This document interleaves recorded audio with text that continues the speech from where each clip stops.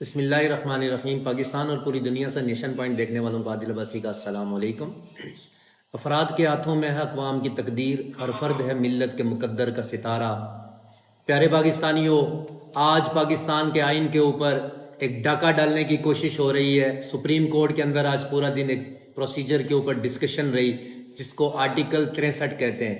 Article 63 کے تحت floor crossing کے اوپر پابندی لگی ہوئی تھی۔ کسی ایک پارٹی کا کوئی بھی فرد بگوڑا بن کے کسی دوسری پارٹی کو ووٹ نہیں کر سکتا تھا۔ اگر وہ ووٹ کرتا تو آئین پاکستان کے مطابق اس کو ڈی نوٹیفائی کیا جاتا، ڈی سیڈ کیا جاتا اور اس کی ووٹ نہیں گنی جا رہی تھی۔ اس سے پہلے جو پاکستان کا آئین تھا اس کے مطابق فلور کراسنگ کرنے والے کی ووٹ کاؤنٹ نہیں ہوتی تھی، لیکن آج ایک واردات ڈالنے کی کوشش ہوئی ہے اور پورا دن مختلف لوگوں نے اس کے اوپر بات کی۔ میں نے بھی ضروری سمجھا کہ میں بھی اپنے ویورز سے اس کے اوپر تھوڑی سی ڈسکشن کروں۔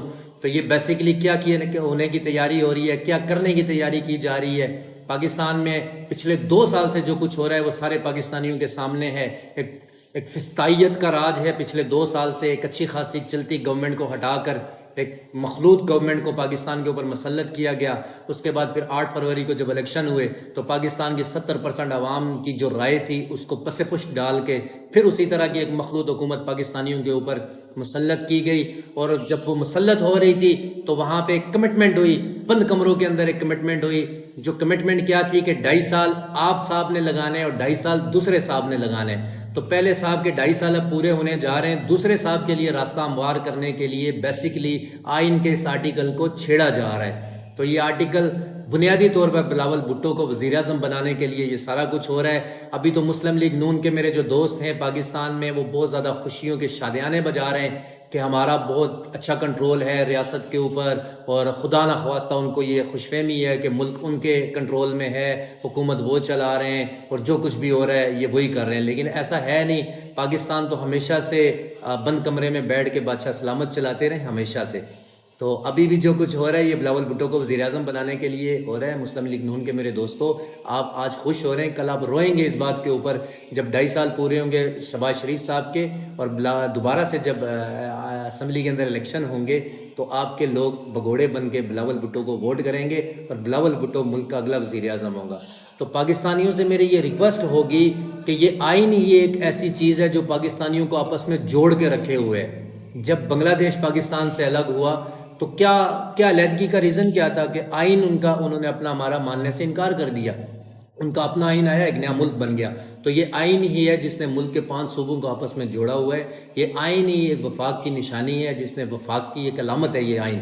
تو اس لیے سارے پاکستانیوں، یہ آپ کے اوپر فرض ہے، آپ پارٹی وابستگیوں سے سائیڈ لائن ہو کے، کوئی پی ٹی آئی کا ہوگا، کوئی مسلم لیگ نون کا ہوگا، کوئی پیپلز پارٹی کا ہوگا، کوئی جے آئی یو ایف کا ہوگا، کسی بھی پارٹی کا ہے، JUIF یا جو بھی پارٹی ہے، لیکن آئین پاکستان ہم سب کا مشترکہ ہے۔ تو آئین پاکستان جو پاکستان کو جوڑ کے رکھا ہوا ہے، اس کے اندر اگر کوئی واردات ڈالنے کی کوشش ہو رہی ہے تو اس کے اوپر ہم سب کو بولنا چاہیے، پورے پاکستانیوں کو آواز بلند کرنی چاہیے، کیونکہ آج ایک شک کو چھیڑا جا رہا ہے، کل دوسری شک کو چھیڑا جائے گا۔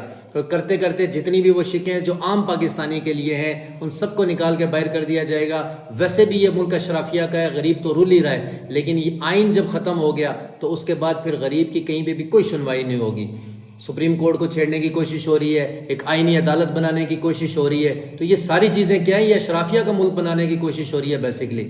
تو عام پاکستانیوں سے میری ریکویسٹ ہے، غریب پاکستانیوں سے میری ریکویسٹ ہے کہ یہ آئین آپ کا محافظ ہے، غریبوں کا محافظ ہے۔